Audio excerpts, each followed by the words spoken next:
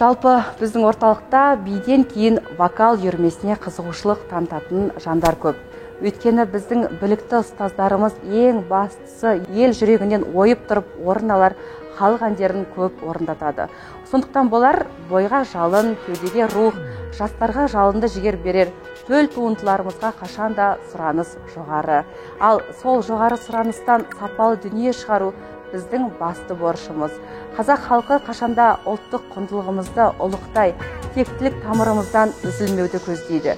Біздің де басты мақсатымыз әр баланың жүрегіне қазақтың әнін, тілін, дәстүрін сіңіре білу.